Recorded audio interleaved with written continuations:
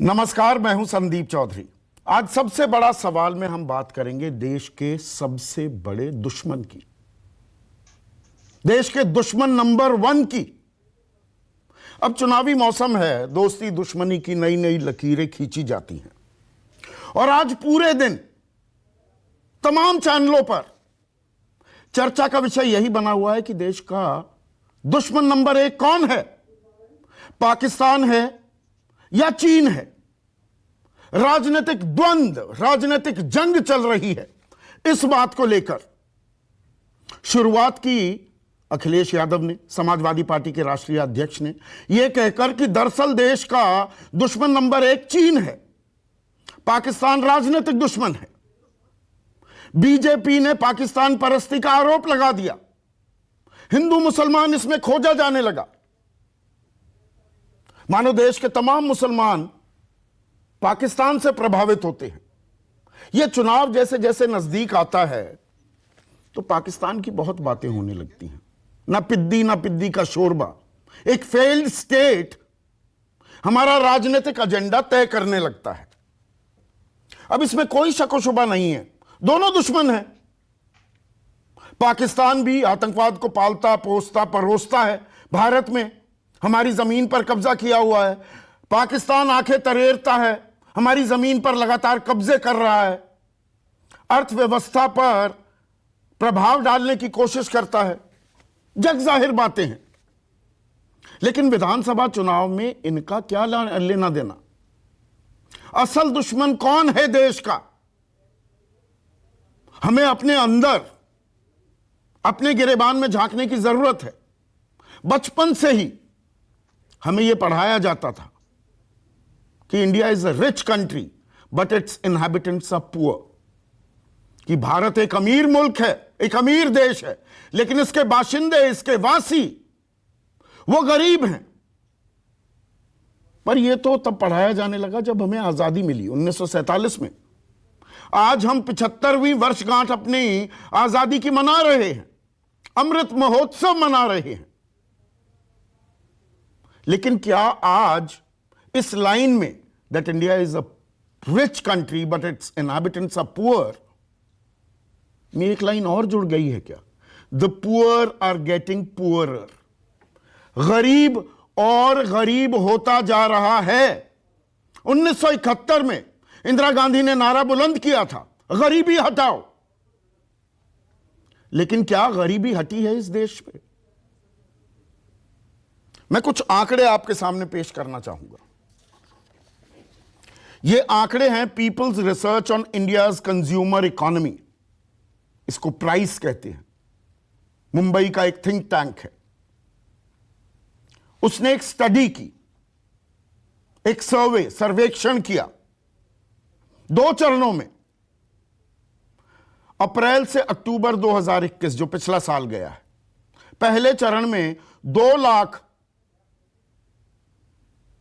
घरों में उन्होंने पूछताछ की, हाउस होल्ड्स में, और दूसरे चरण में 42,000 घरों में वो गए। और उन्होंने क्या पाया? 52.5% से ज्यादा गिरावट आई है सबसे गरीब घरों में, उनकी आमदनी में। जो 20% देश में सबसे गरीब लोग हैं, उनकी आमदनी में 53% का गोता और गरीब हो गए। जो लोअर मिडिल क्लास है, गरीबों से थोड़ा सा ऊपर जो है, और इनमें से भी 23 करोड़ गरीबी रेखा से नीचे चले गए। अलग अलग आंकड़े हमें यह बताते हैं, स्टडीज हमें बताती हैं। जो 20% लोअर मिडिल क्लास है, उनकी आमदनी में 32.5% की गिरावट आई और गरीब हो गए, हालात और बदतर हो गए। मिडिल क्लास की आय में आप जैसे मेरे जैसे लोग 9% की गिरावट, अपर मिडिल क्लास 7% आमदनी में इजाफा, और जो रिचेस्ट, सबसे अमीर 20% हैं, उनकी आमदनी में 39% का इजाफा। 39%। और चुनावी मौसम है, गरीबों की बात बहुत होती है, लाभार्थी क्लास की, हम क्या देंगे, हम क्या नहीं देंगे। फ्री का हल्ला बोल हो रहा है, फ्री में पानी, फ्री में बिजली, फ्री में स्कूटी, फ्री में स्मार्टफोन, फ्री में टैब, फ्री में खाना, राशन। सत्ता पक्ष विपक्ष रेवड़ियां बांट रही है, पर मूल सवाल में कोई जाने को तैयार नहीं कि ये रेवड़ियां तो सालों से बांटी जा रही है, तो ये गरीब और गरीब क्यों हो रहा है? और गरीब को गरीब रखने में ही राजनीतिक स्वार्थ, हित शब्द इस्तेमाल नहीं मैं कर रहा हूं, राजनीतिक दलों का स्वार्थ छिपा हुआ है क्या? कि अरे गरीब को गरीब रहने दो, आएंगे चुनाव, हम कहेंगे ले लो जी, बिजली दे देंगे फ्री में, पानी दे देंगे, थोड़ी कर्ज माफी कर देंगे, थोड़ा गेहूं चावल दे देंगे, कोई कहेगा मैं दाल भी दूंगा, थोड़ा घी भी दे दूंगा। पर रोटी, कपड़ा और मकान और स्वास्थ्य, शिक्षा और रोजगार अपनी समूची आबादी के लिए अगर हम सुनिश्चित नहीं कर पा रहे हैं तो कहीं ना कहीं हमारी सोच में, हमारे मानस में, हमारी मानसिकता में भी कोई दिक्कत है। सिर्फ राजनीतिक जमात की बात नहीं कर रहा हूं, बतौर समाज में बात कर रहा हूं कि हम कतार में अंतिम पायदान पर खड़ा जो व्यक्ति है उसके बारे में भी सोचते हैं। हर राजनीतिक दल यह ताल ठोकता है और कतार के अंत में खड़ा हुआ या बैठा हुआ व्यक्ति कहता है कि अच्छा लो जी, आ गए चुनाव, फिर कुछ मुफ्त में मिल जाएगा, फिर 5 साल और इंतजार कर लेंगे। और इन आंकड़ों में कुछ और बातें भी छिपी हुई है। ये जो सर्वे है ये 5 साल का फर्क बता रहा है। 2015-16 से 2021 के बीच 53% गिरावट हो गई आमदनी में, 20% जो सबसे गरीब हैं। 2005 से 2016 के बीच जो सबसे अमीर थे हमारे देश में, और हमारा देश खरबपतियों के मामले में दुनिया में तीसरे नंबर पर आ गया है। तीसरे नंबर पर, चीन पहले नंबर पर, दूसरे पर अमेरिका, तीसरे पर हम। फ्रांस, स्वीडन, स्विट्जरलैंड, इन तीनों को मिला लो और विकसित मुल्क हैं, उनसे ज्यादा खरबपति हमारे पास हैं। 102 खरबपति थे पिछले साल, अब बढ़कर 142 हो गए हैं। 98 लोगों के पास जितनी संपत्ति है इस देश में, वही संपत्ति देश के 55.5 करोड़ लोगों के पास है। तो 2005 से 2016 की बात कर रहा था मैं। जो सबसे अमीर 20% थे, उनकी आय में 34% का इजाफा हुआ। लेकिन जो सबसे गरीब थे, 20% सबसे गरीब, उनकी आय में 183% का इजाफा हुआ था। 183%। हर साल लगभग 10% उनकी आमदनी बढ़ रही थी। तो एक समानता की तरफ हम जाते दिख रहे थे। लेकिन आज संकट काल है, संक्रमण काल है, उसका भी इंपैक्ट है, जबरदस्त इंपैक्ट है, प्रभाव है। पर यह चर्चा का विषय नहीं बनता कि जो गरीबी रेखा से ऊपर भी आ गए थे लोग, वापस गरीबी रेखा के नीचे क्यों जा रहे हैं। इनको हम उबारे तो उबारे कैसे? सही मायने में यही राष्ट्रहित है या नहीं है? और गरीबी ही देश की दुश्मन नंबर 1 नहीं है क्या? और इन गरीबों में देश के किसान भी आते हैं। 27 रुपए प्रतिदिन की आय, 2/3 से ज्यादा जनसंख्या किसानी से जुड़ी हुई है।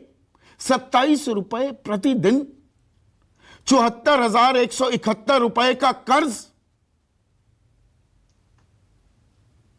और हम पहुंच जाते हैं पाकिस्तान। पाकिस्तान बैशिंग करने से अगर हमारे गरीब अमीर होते हैं तब तो बात समझ में आती है।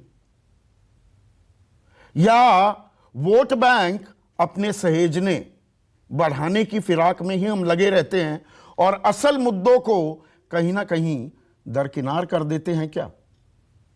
इसी पर आज हम चर्चा करने वाले हैं। आज का सबसे बड़ा सवाल, कौन है दुश्मन नंबर 1, पाकिस्तान या गरीबी? और फ्री का शोर, जबरदस्त शोर है जन कल्याणकारी नीतियों का। गरीबी पर क्यों नहीं जोर? ये गरीबों की तादाद क्यों बढ़ती जा रही है? चर्चा में मेरे साथ बीजेपी के राष्ट्रीय प्रवक्ता, युवा चेहरा हैं, प्रोफेसर हैं गुरु प्रकाश, कांग्रेस की राष्ट्रीय प्रवक्ता सुप्रिया श्रीनेट, अर्थव्यवस्था को भली भांति जानती हैं, परखती रही जब ये पत्रकार थी। समाजवादी पार्टी के राष्ट्रीय प्रवक्ता मनोज सिंह काका, जेडीयू अहम घटक है मोदी सरकार की और साझा सरकार बिहार में चला रहे हैं, और समाजवाद पर, समानता पर इनका जोर है, इनकी विचारधारा है। उनके प्रधान महासचिव केसी त्यागी और 2 अर्थशास्त्री जो किसी परिचय के मोहताज नहीं, विजय सरदाना और प्रोफेसर संतोष मेहरोत्रा, जिन्होंने गरीबी पर, असमानता पर कुछ पाथ ब्रेकिंग स्टडीज भी की हैं। तो गुरु, मेरा सवाल बड़ा सीधा है, देश का दुश्मन नंबर 1 कौन है? पाकिस्तान है या गरीबी है? संदीप जी, हम आपके आभारी हैं कि आज इस विषय पे हम लोग चर्चा करने के लिए बैठे हैं। और निश्चित रूप से गरीबी चुनौती आज की नहीं है। जब हमारा देश स्वतंत्र हुआ था तो स्वतंत्रता के समय ही महात्मा गांधी ने कहा था कि हम पॉलिटिकल रूप से तो स्वतंत्र हो गए हैं, लेकिन आर्थिक रूप से, सामाजिक रूप से हमारे 7 लाख गांव में रहने वाले भाई और बहन आज भी पराधीन हैं। आज भी उन्हें स्वतंत्रता की आवश्यकता है। तो ये गरीबी का जो विषय, ये आज का नहीं है, 1947 के बाद का, पहली बात। दूसरा, संदीप जी, आप एक सर्वे का जिक्र कर रहे थे और आपने खुद भी कहा कि उस सर्वे में करीब 2 लाख लोगों से बातचीत की गई, 2 लाख का सैंपल साइज था। एक आंकड़ा है और मुझे लगता है कि जो हमारे देश के संविधान निर्माताओं ने जो सबसे बड़ा सर्वे, सबसे ट्रस्टेड और टेस्टेड सर्वे जो इस देश में है, वो चुनाव होते हैं।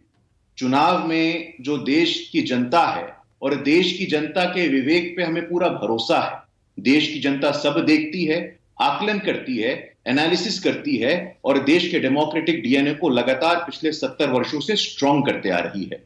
इसी देश की जनता ने 2019 में हमारी जन कल्याणकारी नीतियों के वजह से, गरीबी उन्मूलन को जो हमने क्षेत्र में काम किया था उसके वजह से 2014 की तुलना में 2019 में 4 करोड़ अधिक लोगों ने प्रधानमंत्री मोदी जी के नेतृत्व पे, भारतीय जनता पार्टी की सरकार पे भरोसा जताया था। तो ये 4 करोड़ जो अधिक हमें मतदान हुआ, सपोर्ट हुआ, और ये एक आंकड़ा है 2 लाख का। ये पहली बात है।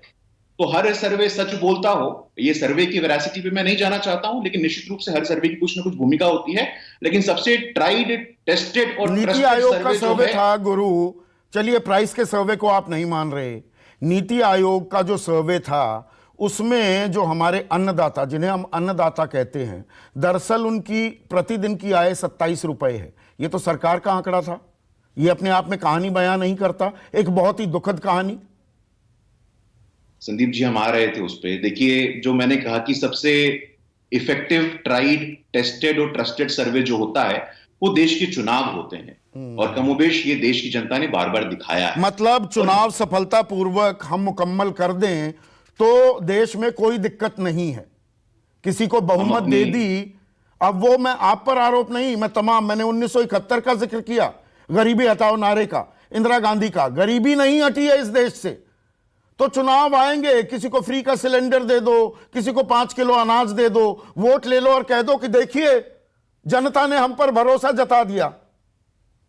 संदीप जी, मैं बोलता नहीं हूं, लेकिन 1.5 मिनट में आपका तीसरा इंटरवेंशन था। ये मैं अपनी बात रख देता हूं। सत्ता पक्ष को आपने बुलाया है, सत्ता पक्ष का काम है आलोचना सुनना, सत्ता पक्ष का काम है आलोचना के अनुसार जवाब देना। तो थोड़ा मुझे जवाब देने का बिना हस्तक्षेप के समय देंगे तो ठीक रहेगा। मैंने सुना आपको, और निश्चित रूप से हमारे देश का जो सबसे बड़ा सॉफ्ट पावर है वो हमारी डेमोक्रेसी, वो हमारे चुनाव है। तो आखिरकार कारण क्या है? आखिरकार 4 करोड़ अधिक भारतवासी प्रधानमंत्री मोदी जी पे भरोसा जता रहे, उसके पीछे कारण क्या है?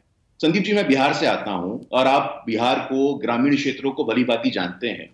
मेरे दादाजी जब तक जीवित थे, वो सुबह शौचालय को मैदान कहते थे कि हम जरा मैदान होके आ रहे हैं, और वो मैदान लिटरली मैदान होता था, शौचालय नहीं हुआ करता था। तो शौचालय, ये दादाजी की पीढ़ी के बाद वर्तमान में आज जब 100% ओपन डेफिकेशन फ्री हो गया है, तो शौचालय के बनने से जो एक सम्मान और अस्मिता का भाव पैदा हुआ है, उसको समझने की आवश्यकता है। मैं बिल्कुल डिनाई नहीं कर रहा, और इसे अन्यथा मत लीजिएगा। आपने मैदान की बात की, और केसी त्यागी साहब कहेंगे, इस बात की तस्दीक करेंगे। केसी त्यागी और मैं जिस इलाके से आते हैं, हमारे यहां कहना होता था कि जंगल जा रहे हैं, जंगल होने जा रहे हैं कह दीजिए, या जंगल जा रहे हैं, तो मतलब मैं सुबह अपना पेट साफ करने खेतों में जा रहा हूं, ये होता था। मैंने किया है खुद। हाँ हाँ हाँ, और संदीप जी, आप और हम संवेदनशील हैं, इसलिए हमारे मन में कोई ऐसा भाव नहीं है कि हम नेशनल टेलीविजन पे इस विषय पे चर्चा करें। इस विषय पे बिल्कुल चर्चा होनी चाहिए। जब लाल किले के प्राचीर से प्रधानमंत्री कहते हैं कि शौचालय पे बात होनी चाहिए, और उस शौचालय के फलस्वरूप महिला सुरक्षा, महिला सशक्तिकरण में इजाफा होता है। मेरे पास आंकड़े हैं, मैं नहीं, इससे गरीबी दूर होती है क्या? मैं इन चीजों को बिल्कुल डिनाई नहीं कर रहा हूं।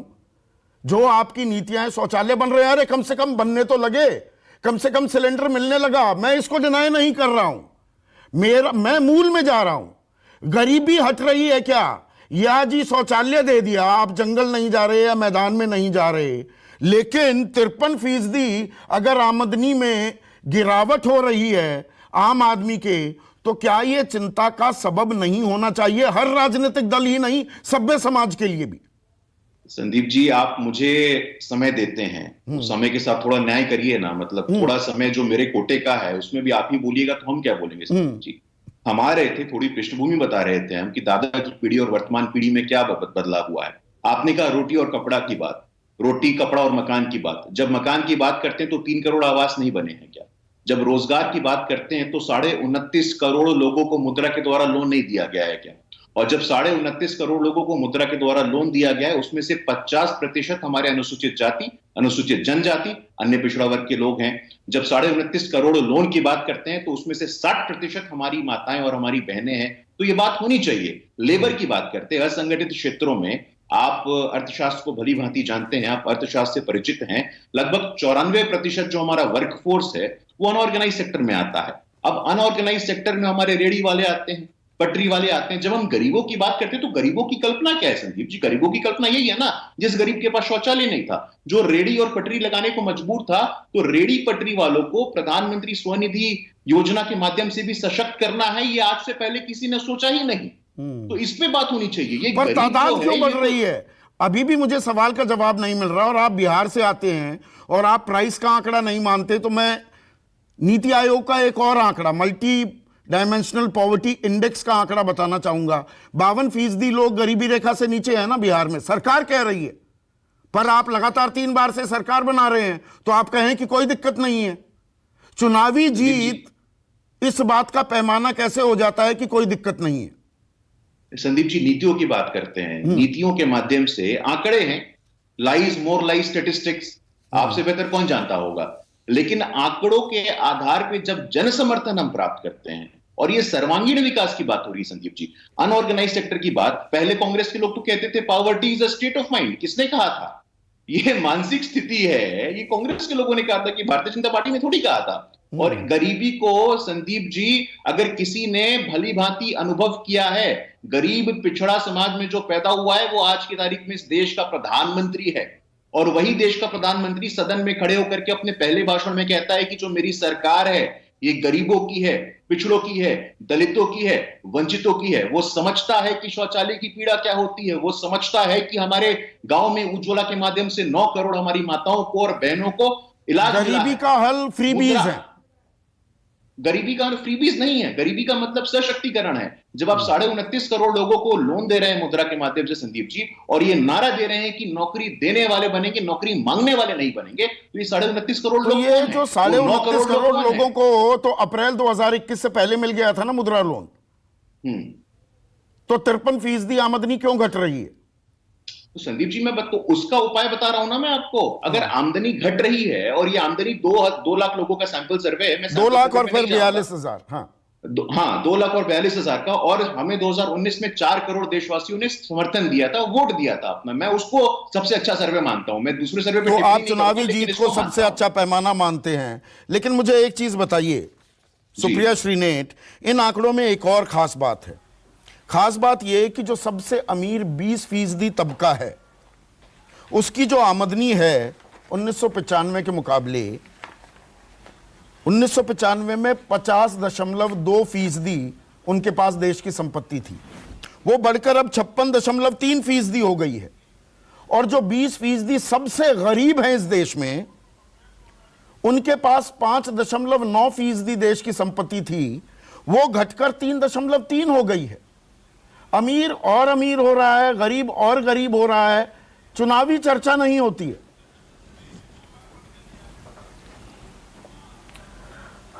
धन्यवाद शो कर बुलाने के लिए और इस विषय पर शो करने के लिए। मैं दो चीजें आपका डायरेक्ट सवाल जवाब देने से पहले रखना चाहती हूं दर्शकों के सम्मुख। प्रतिशत कितना घटा कितना बढ़ा, ये सब बेमानी है। 5 साल में 53% घटने का मतलब है कि 15 करोड़ सबसे गरीब परिवारों की आमदनी आधी हो गई है। मोटा मोटा यही है, 53% घटना मतलब 15 करोड़ जो 20% परिवार देश के सबसे गरीब है, उनकी आय आधी हो गई है। उसके बाद जो निम्न वर्ग मध्य, आपने सही बोला था, 32% कम हुई है और मध्यम वर्ग की 9% कम हुई है। तो मोटा मोटा 60% इस देश की आय पिछले 5 वर्षों में घट गई है। यहां यह भी बताना जरूरी है कि 2005 से 2015 यूपीए के शासनकाल के दौरान इसी 15 करोड़ सबसे गरीब परिवारों की आमदनी 183% बढ़ी थी। और आपने सही कहा, 10% उसमें 2 साल मोदी सरकार के भी हैं, 2014-15, 2015-16। मैं आंकड़े बिल्कुल एग्जैक्ट बताता हूं इसीलिए। No financial year 2005 to financial year 2016, 10 साल मोटे मोटे उसमें यूपीए सरकार के, ठीक है, 2 साल उसमें मोदी सरकार के, उसके बाद तो डिमोनेटाइजेशन हो गया था, याद करिए। मैं यहां पर दूसरी बात करना चाहती हूं और यह जरूरी है इस बात को समझना। इस 20% में भी जो सबसे ज्यादा अफेक्टेड है वो शहर में रहने वाले गरीब परिवार हैं। तो शहर की जो गरीबी है वो और तानकर और सीना चढ़कर बोल रही है गांव की गरीबी से ज्यादा। क्यों? क्योंकि गांव में मनरेगा रहा, जिसको मोदी जी हमारी विफलता का प्रमाण कहते थे, वो संजीवनी साबित हुआ। आज इस देश में अर्बन पॉवर्टी के लिए एक प्रोग्राम की जरूरत है, एक न्याय जैसी स्कीम की जरूरत है। मैं एक बात आपके सामने और कहना चाहती हूं और यह बात कहनी जरूरी है। अगर एक गणना करी जाए, एक सिंपल कैलकुलेशन किया जाए, तो जिस तरह की कहीं आय बढ़ी और कहीं आय घटी है, तो 15 करोड़ सबसे गरीब परिवारों से, प्रत्येक गरीब परिवार से अगर आप 1.5 लाख रुपए लेकर सबसे अमीर 5 करोड़ परिवारों को दे दीजिएगा, वही हुआ है। क्योंकि पेट्रोल डीजल का दाम बढ़ा, रसोई गैस का दाम बढ़ा, जीएसटी बढ़ी, लेकिन क्या घटा? कॉर्पोरेट टैक्स घटा। तो दिक्कत की बात यह है कि नीति, नियम और कानून अमीरों के लिए बनाए गए हैं और वो सर्वविदित है। अब वो दिख रहा है उसका प्रभाव। तो ये काम तो बहुत पहले से शुरू हुआ ना। 1971 में, 1971 से पहले 1969 में क्या हुआ था सुप्रिया? राष्ट्रीयकरण किया गया बैंकों का, प्रिवी पर्सेस अबॉलिश कर दिए गए कि जी समानता लाएंगे, समाजवाद पर बड़ा जोर होने लगा। नई आर्थिक नीतियां, उदारीकरण कब से वो शुरू होने लगी और ये पाठ ये खाई और बढ़ती चली गई ना। गरीब के लिए तो सिर्फ ये बताना कि जी आपको गरीबी रेखा से ऊपर ले आए, इसे ही सफलता का पैमाना माने जाने लगा ना। गरीब तो गरीब रहा। देती हूं नहीं, no you are wrong there. मैं आपको उसका जवाब देती हूं। उसका सिंपल सा एक जवाब है कि पहली बार देश के सबसे गरीब परिवारों में 1995 से इकोनॉमिक लिबरलाइजेशन के बाद, इकोनॉमिक उदारीकरण के बाद पहली बार गरीबों की आय कम हुई है। यह न्यू इंडिया में करके दिखा दिया मोदी जी ने, जो उदारीकरण के बाद नहीं हुआ था। 1995 से पहली बार आय का कम होना मोदी जी के शासनकाल में हुआ है। और मैं एक बात और भी डंके की चोट पे कहना चाहती हूं। मैं अब किसी को कोरोना के पीछे नहीं छुपने दूंगी, क्योंकि दिक्कत तो कोरोना काल के पहले से शुरू हो गई थी। हमारी जीडीपी की दर 8.2% से घट के 4.1% कोरोना के बहुत पहले हो चुकी थी। बेरोजगारी कोरोना के पहले 45 साल की चरम सीमा पे पहुंच चुकी थी। तो कोरोना के पीछे मत छुपिए। लेकिन मेरा अपना मानना यह है कि एक बजट आने वाला है, उस बजट का केंद्र बिंदु क्या होगा? क्या इस अमीरों और गरीबों की खाई को पाटा जाएगा? क्या लोगों की जेब में पैसा डाला जाएगा? क्या 15 करोड़ गरीब परिवारों की मदद करी जाएगी, या अभी भी नीति नियम और कानून दलाल स्ट्रीट के तो लिए? यही तो उसी की तो बानगी दिखती है ना। एक मिनट सुप्रिया, केसी त्यागी बानगी तो यही दिखती है ना। अब चुनाव में जी दुश्मन नंबर 1 पाकिस्तान है या नहीं, इस पर राजनीतिक जंग छिड़ी हुई है। अरे ये सुरसा जैसे मुंह बाय खड़ी है गरीबी, आम आदमी को निगलती जा रही है, इस पर बात नहीं होती। इस पर बात होती है जी फ्री में हमने ये दे दिया। फ्री में देने से गरीबी हटी है? अब तक हट पाई इस देश में से?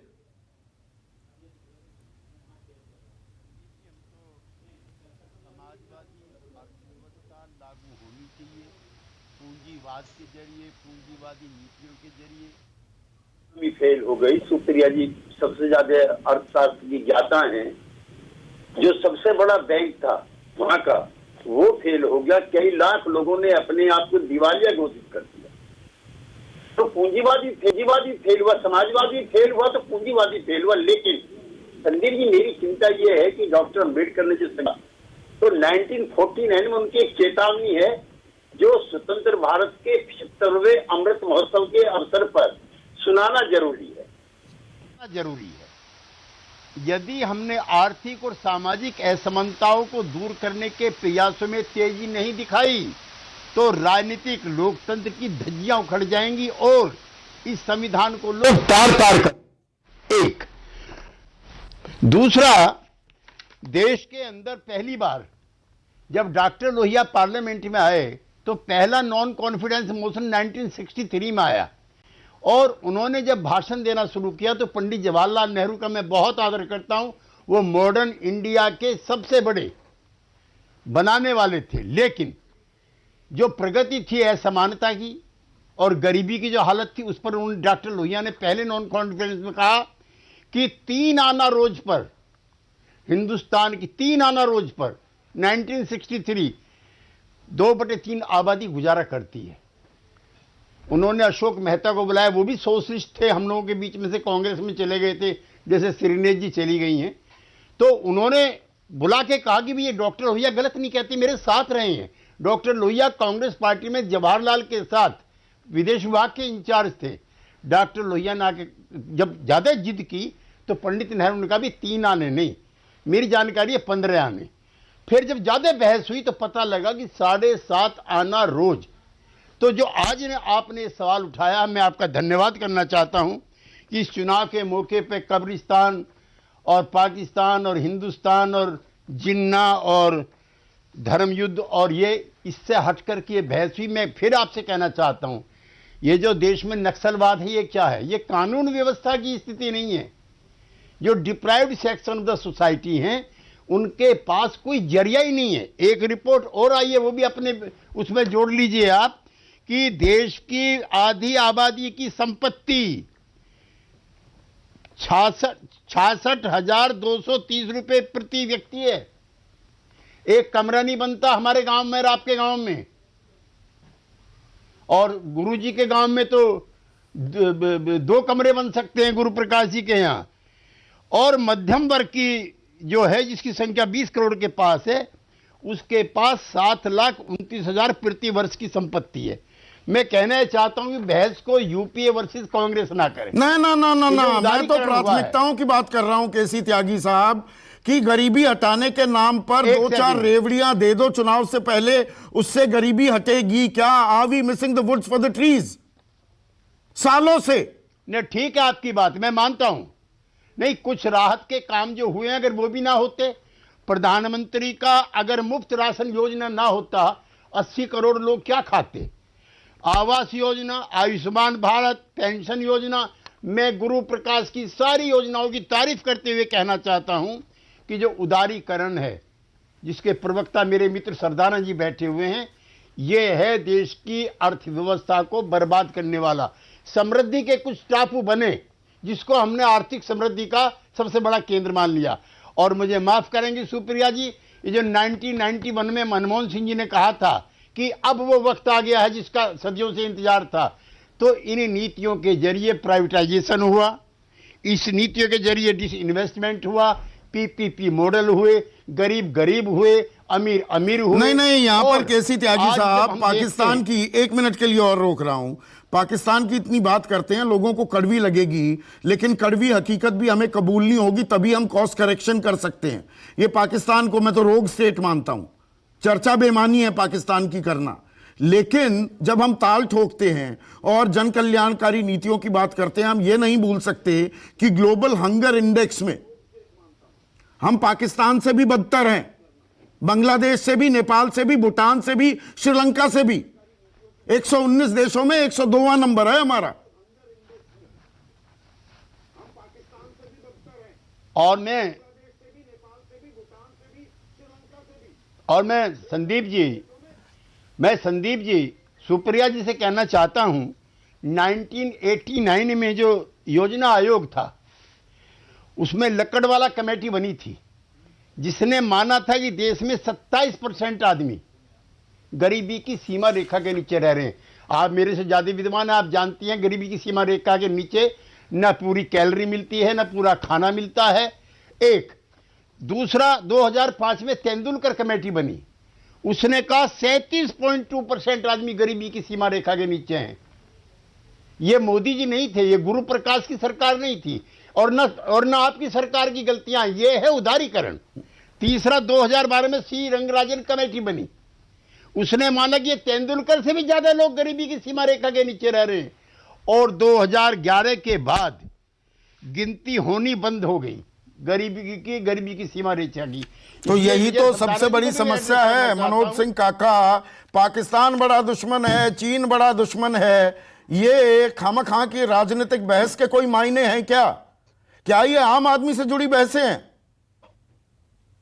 देखिए, आपका जो सवाल है, और मैं आपको साधुवाद ही नहीं देना चाहूंगा, बल्कि पूरे देश भर के 130 करोड़ लोग आपको देखते हैं और बहुत संजीदा आप बहस करते हैं, और हमेशा जो आम आदमी के जीवन के जरूरी सवाल हैं उस पर सवाल आप करते हैं।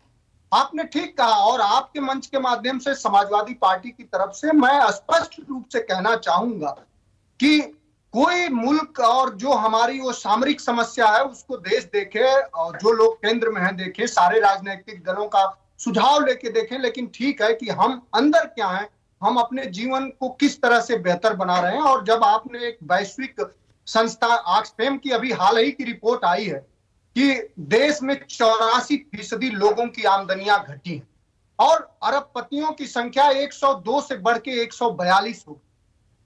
संदीप जी, हमारी जो अर्थव्यवस्था है, जहां तक हम लोग समझते हैं, हमारी जो अर्थव्यवस्था है वो मांग आधारित अर्थव्यवस्था है, निर्यात आधारित अर्थव्यवस्था नहीं है। मैं उस विश्लेषण में नहीं जा रहा हूं मनोज, बीच में रोक रहा हूं, मैं उस विश्लेषण में नहीं जा रहा हूं। मेरा सवाल ये है, ये प्राथमिकताएं तो राजनीतिक जमात तय करेगी ना, या दरअसल राजनेताओं की आमदनी में तो जबरदस्त इजाफा होता है, और वो तो आप सभी के जो एफिडेविट आप दाखिल करते हैं उसमें साफ जाहिर होता है कि राजनेताओं की आमदनी बढ़ती रहती है। कुछ आप रेवड़ियां बांट देंगे, आपका राजनीतिक स्वार्थ है क्या कि गरीब गरीब रहे, कि कुछ छोटी मोटी चीजें दे देंगे, वोट मिल जाएगी और बाकी अपनी आमदनी में हो जाएगा इजाफा? नहीं, सवाल रेवड़ी का नहीं है। सवाल यह है कि जब आय की असमानता लगातार बढ़ती आ रही है, जब ऑक्सफैम की रिपोर्ट है, दुनिया भर के संस्थानों की रिपोर्ट है, तो किस तरह से गरीब को और स्वावलंबी बनाया जाए, गरीब के हाथ। कौन रोड मैप दिखा रहा है? रोड मैप है आपके पास? हाँ, समाजवादी पार्टी के पास तो कम से कम रोड मैप है।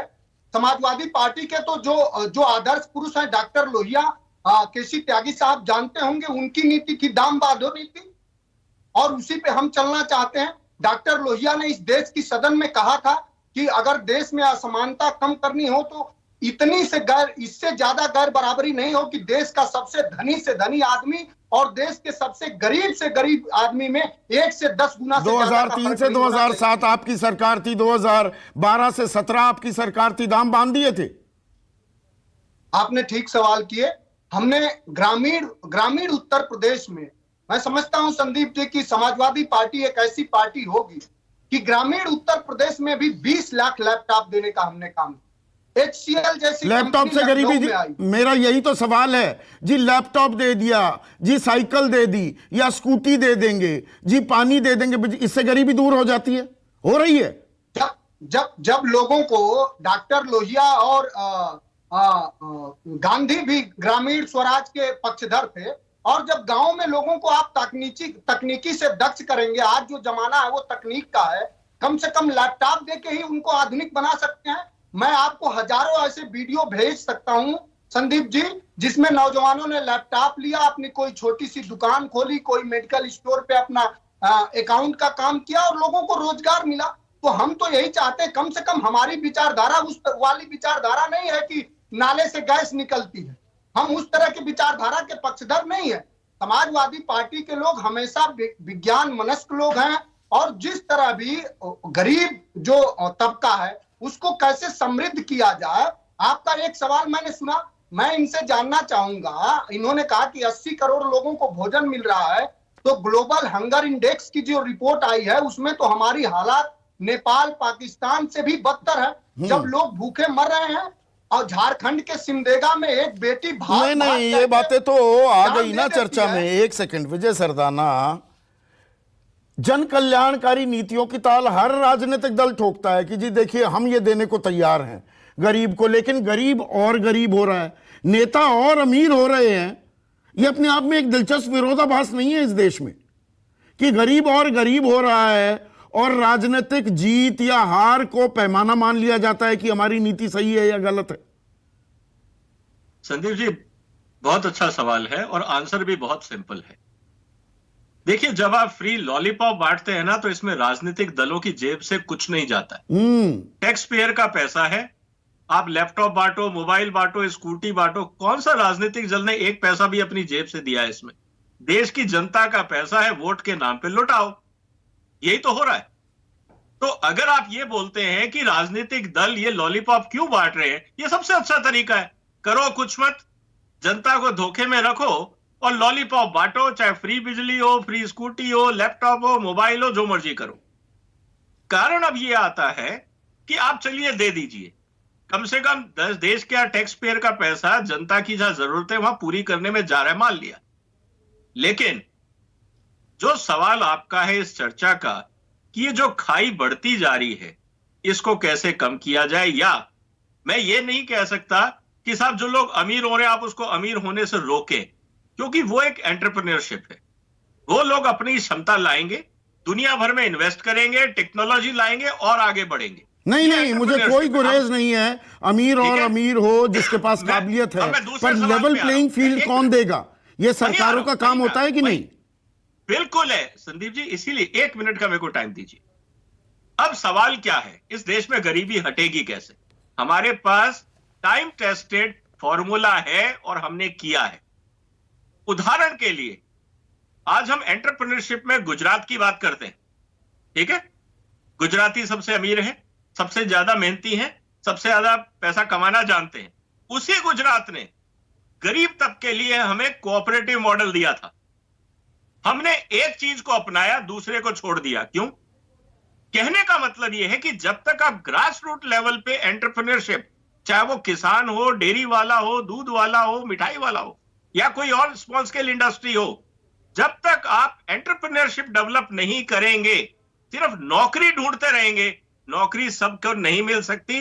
एंटरप्रेन्योरशिप से परिवारों की आमदनी बढ़ सकती है, लेकिन उस एंटरप्रेन्योरशिप के लिए हमारे पास अभी पॉलिसीज नहीं है। हमें छोटे लोगों को कस्बों में उनको कैसे काम पे जोड़ा जाए, उनको कैसे ट्रेनिंग मिले, कैसे टेक्निक मिले, कैसे उनको बाजार से जोड़ा जाए, हमारे पास ऐसी कोई पॉलिसी नहीं है। क्या हमें ये जानकारी नहीं है, या ये कहकर कि ये तो जी सरकार विरोधी संस्था है, ये तो ऐसे ही आंकड़े छापती है। आंकड़े हैं ना कि 98 लोग, उनके पास जितनी संपत्ति है, आमदनी है उनकी जितनी, उतनी देश के 55.5 करोड़ लोगों की है। ये तो जबरदस्त के शेप्ड इकोनॉमी हो गई ना कि अमीर अमीर हो रहा है, गरीब गरीब। क्या इस बात से हम अनभिज्ञ हैं? Aren't we sitting on a time bomb? Demographic dividend की बात करें जी, हम इतना बड़ा देश है, पर उसमें इतनी बड़ी तादाद गरीब होगी तो ये हमारे लिए दिक्कत है ना। देखिए, मैं दो बातें इसको बहुत अलग ढंग से रखता हूं। अगर इस देश में 1000 बड़े अमीर घराने बनते हैं और वो देश को अच्छा खासा टैक्स देते हैं, मैं कहता हूं उनको बढ़ने दो, कम से कम देश को रेवेन्यू मिलता है। लेकिन सवाल मेरा वो नहीं है।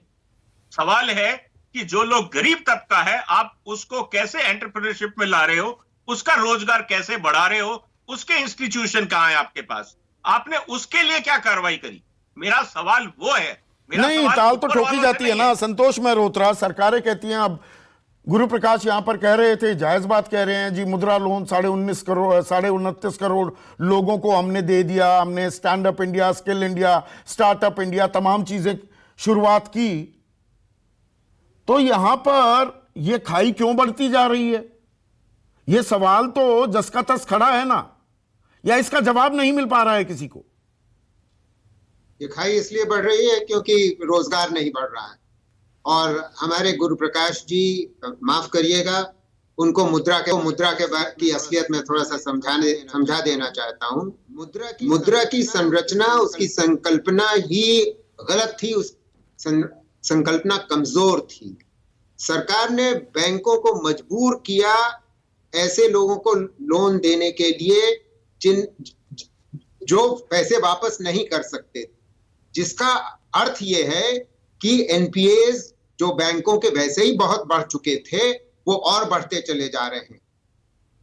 इस सबसे बड़ी कमजोरी मुद्रा के संग ये रही है कि इसमें 88% लोन जो है, उधार जो दिया जा रहा है, वो शिशु वर्ग में है। शिशु यानी कि 50,000 से कम का लोन, और असलियत में 50,000 भी नहीं मिल रहा है, 29,000 औसतन लोगों को मिल रहा है। आप मुझे बता दीजिए कि 29,000 में आप एक ठेला खरीद लीजिएगा और 2 महीने शायद उसमें फल सब्जी भर करके बेच लीजिएगा। आप उससे रोजगार पैदा नहीं कर सकते। और मुद्रा के बारे में आखिरी बात मैं बता दूं, सरकारी आंकड़े ये साफ बता रहे हैं कि स्वरोजगार जो मुद्रा सपोर्ट करने की कोशिश कर रहा था, मुद्रा उसको बढ़ावा देने की कोशिश कर रहा, स्वरोजगार में पिछले 3 साल में मिनिस्ट्री ऑफ स्टैटिस्टिक्स के आंकड़े ये बता रहे हैं कि स्वरोजगार में कमी आई है। श्रमिक भागीदारी दर इस हमारे देश में कम हो रही है और उसमें अनुपात जो स्वरोजगारियों का है वो कम हुआ है। अगर स्वरोजगारियों का अनुपात कम हुआ है तो मुद्रा रोजगार तो सोल्यूशन क्या है? प्रोफेसर संतोष मेहरोत्रा, आपने कई पाथ ब्रेकिंग स्टडीज की हैं, सरकार पैसे भी खर्च कर रही है, पर आप यहां सवाल उठा रहे हैं ये तो एनपीएस में तब्दील हो रहा है।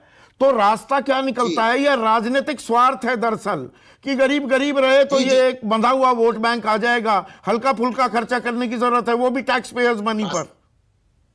जी संदीप जी, देखिए रास्ता बहुत साफ है। रास्ता वो है जो इस सरकार का उल्टा रास्ता है। मैं बताता हूं, direct tax as a share of GDP has been dropping, यानी कि जो कॉर्पोरेट टैक्स है और पर्सनल इनकम टैक्स है, उसका अनुपात गिर रहा है। और हमारे आपके ऊपर जो आम आदमी के ऊपर इनडायरेक्ट टैक्स लगता है, जीएसटी लगती है, एक्साइज, पेट्रोल, डीजल, उसका दाम बढ़ रहा है, जिसकी वजह से एक तरफ महंगाई बढ़ रही है, दूसरी तरफ हमारी खर्च करने की का मादा घट रहा है। तो अगर आम आदमी का खर्च करने का मादा घट रहा है एक तरफ, और दूसरी तरफ उसकी आमदनी कम हो रही है क्योंकि बेरोजगारी बढ़ रही है, जैसे पहले बताया गया 48 साल में हमारे देश में इतनी ज्यादा बेरोजगारी कभी हुई नहीं, तो ये बहकाना और बहलाना कि इलेक्शन हम जीत रहे हैं। हम आपको याद दिला दें कि पिछले 10 स्टेट इलेक्शंस में 2018 के बाद बीजेपी की हार हुई है, और जहां वो जीती पर 2019 में जबरदस्त प्रचंड बहुमत भी मिला। जी, मगर 61% लोग हमारे देश के उन्होंने बीजेपी के लिए वोट नहीं नहीं, किया। पर मैं चुनावी हार जीत को पैमाना मानता ही नहीं हूं इस आप सही कह रहे हैं, स्टैंड के नहीं साथ। मानता, एक मैं भी मिनट, नहीं एक मिनट मानता। गुरु प्रकाश, देखिए, बतौर मुल्क, बतौर समाज वक्त आ गया है ना कि हम गरीबी पर हल्ला बोलें, इसे दुश्मन नंबर 1 डिक्लेयर करें। राजनीतिक नफा नुकसान होता रहेगा, चुनाव तो आप भाई राजनीतिक दल हैं तो लड़ेंगे, हार जीत भी होगी, पहले हराना गरीबी को है। क्या ये हमारी प्राथमिकता होनी चाहिए? Concluding comment. 100%, 110%। और ये वही व्यक्ति समझ सकता है जो खुद, जिसने गरीबी को पास से देखा है, पास से अनुभव किया है। वो नहीं समझ सकता है जो चांदी का चम्मच लेकर के मुंह में पैदा हुआ है और कहता है कि poverty is a state of mind. ये कह के वो देश के गरीबों का अपमान करता है। और संदीप जी, मैं दोबारा बताना चाहता हूं, संतोष जी की बातों को ध्यानपूर्वक मैं सुन रहा था। नॉन परफॉर्मिंग एसेट्स के समय में रघुराम राजन जो आरबीआई के गवर्नर रहे हैं, उन्होंने स्पष्ट रूप से कहा था कि जितने भी non performing assets, bad loan generate हुए थे 2006 से 2008 के बीच में हुए थे, उस डिबेट में जाने का मतलब नहीं है। लेकिन जब शौचालय की बात होगी, प्रधानमंत्री आवास योजना की बात होगी, आयुष्मान की बात होगी, तो संदीप जी हम ये जरूर बोलेंगे कि आज जो बेनिफिशियरीज हैं, और आपने शुरुआत में कहा था अंत्योदय, पंक्ति में खड़े अंतिम व्यक्ति का कल्याण, उस व्यक्ति की जाति, उस व्यक्ति का धर्म, उस व्यक्ति का क्षेत्र, उस व्यक्ति की पार्टी नहीं देखी जाएगी, जबकि उसका कल्याण किया जाएगा। और यही हो रहा है, और यही कारण ये हो रहा है, फिर बार-बार गरीबी जनादेश क्यों बढ़ सुन रहा रही है? मैं यही, सुप्रिया आपका कंक्लूडिंग कमेंट। हल्ला बोल करना होगा ना गरीबी को लेकर। दुश्मन नंबर 1 हमारी गरीबी है, ये हमें मानना होगा। मुझे गरीबी हमारी दुश्मन नंबर 1 है, बेरोजगारी है, महंगाई है, भुखमरी दुश्मन नंबर 1 है। मुद्दों से भटकाकर चुनाव करना भारतीय जनता पार्टी की पहचान बन चुकी है। मुझे लगता है कि डिमिनिशिंग रिटर्न्स के चलते जनता इनको सबक सिखाएगी और जनता इनको बताएगी कि हमारे मुद्दों की बात करिए, रोजगार की बात करिए, संपन्नता की बात करिए, नौकरियों की बात करिए। अगर उसकी बात नहीं करिएगा तो जनता आपको नकारेगी। और देखिएगा 5 जो चुनाव राज्य होने जा रहे हैं, आपका पाकिस्तान का जुमला, आपका जिन्ना और अब्बा जान का जुमला, ये सब नहीं चलेगा। जनता को इससे कोई फर्क नहीं पड़ता है। जुमले आप सारे जो भी राजनीतिक करते दल रहिए, कहीं ना कहीं जुमले वो उनका इस्तेमाल करते हैं बरगलाने के लिए, बहकाने के लिए भी, मुद्दों से, असल मुद्दों से चर्चा को हटाने के लिए भी। तो कहीं ना कहीं जनता जनार्दन आप हैं, और ये आप ही के मुद्दों, आप ही के सरोकारों से जुड़े विषयों पर इसलिए मैं चर्चा करता हूं। दुश्मन तो बहुत हैं, और बहुत से ऐसे हैं जिन्हें हम नकार भी सकते हैं। उनको जब सीधा करना चाहें हम सीधा कर सकते हैं। लेकिन जो ये गरीबी है, ये पंक्ति में खड़ा अंतिम व्यक्ति है, जिसकी बात 75 साल से सुनते आ रहे हैं, वो जसका तसी खड़ा रहे। ये बतौर समाज, बतौर देश, बतौर राजनीतिक दल हमें नाकाबिले बर्दाश्त होना चाहिए। यही हमारी प्राथमिकता होनी चाहिए। इसी उम्मीद के साथ नमस्कार।